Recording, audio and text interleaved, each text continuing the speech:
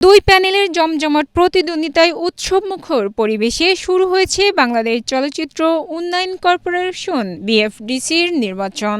এবারে নির্বাচনে বিভিন্ন পদে প্রতিদ্বন্দ্বিতা করছেন একাধিক প্রার্থী। আজ সকাল থেকে ব্যালটের মাধ্যমে পছন্দের প্রার্থীকে বেছে নিতে ভোট দিচ্ছেন রূপালী পর্দার তারকারা।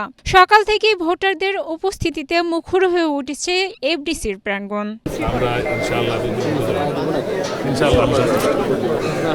ভোট যে সুন্দরভাবে হচ্ছে এটি আমি দেখে খুব অভিভূত এবং আনন্দিত। শিল্পী সমিতির নির্বাচন বিগত কয়েক বছরে যেসব কাদা ছোড়াছুড়ি হয়েছে সেসব এখানে নেই। খুব সুন্দর শান্তশিষ্টভাবে ভোট হচ্ছে।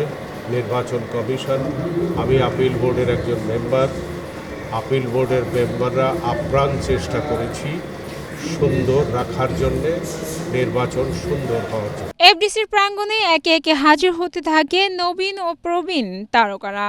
দীর্ঘদিন পর সহকর্মীদের কাছে পেয়ে অনেকে মেতে ওঠেন আড্ডায়। পুরো এফডিসি যেন রূপ নিয়েছে এক চিলতেই ঈদের আনন্দ। কালকে অনেক রাত্রে এখানে সব কাজকাম করে গিয়েছি, কারণ পুরো তো আমরা পর্যবেক্ষক, আমি প্রেসিডেন্ট, আরেকটা প্রেসিডেন্টের হাতে ক্ষমতা হস্তান্তর পর্যন্ত আমি প্রেসিডেন্ট, তো সেই জায়গায় আমার অনেক দায়িত্ব। আবার বরং নির্বাচন যখন করছি, ভোট চাইছি, শেষ। এবার পুরো প্রশাসনের সাথে যোগাযোগ করা, এইখানকার এফডিসি কিংবা ভুক্তি এরিয়া আপনাদের সাথে যোগাযোগ করা, এবং যারা আপনারা ডিজার্ভ করেন এই মানে বিট করতে, যে এই নিউজটা আপনাদের প্রতি এই নিয়ম যাতে না ভাঙে, তা খানিকটা হয়তো হইতেও পারে, কিন্তু এ পর্যন্ত হয় নাকি কোনো কমপ্লেন নেই, সুন্দর করে সব কিছু হচ্ছে। আর আমি যেটা মনে করি যে শিল্পী সমিতি একটা অরাজনৈতিক সংগঠন, লাভজনক প্রতিষ্ঠান, এখানে যারা আসে তারা নিজেরকে সেবা দেওয়ার জন্য আসে, এখানে আর কোনো ইচ্ছা নেই। আবার যারা অতি উৎসাহে ইচ্ছা পোষণ করেছে তাদের অবস্থা খুব একটা ভালো হবে, কারণ মানুষ আসলে সেবা চায়। নির্বাচনী প্রচারণার মাঠে কাদা ছোড়াছড়ি কিংবা প্যানেল কেন্দ্রিক উত্তেজনা ভুলে আজ যেন সবাই এক। জয়ের ব্যাপারেও শতভাগ আশাবাদী প্রার্থীরা। সুষ্ঠু ও শান্তিপূর্ণ পরিবেশে ভোট গ্রহণ নিশ্চিত করতে নেওয়া হয়েছে প্রয়োজনীয় ব্যবস্থা।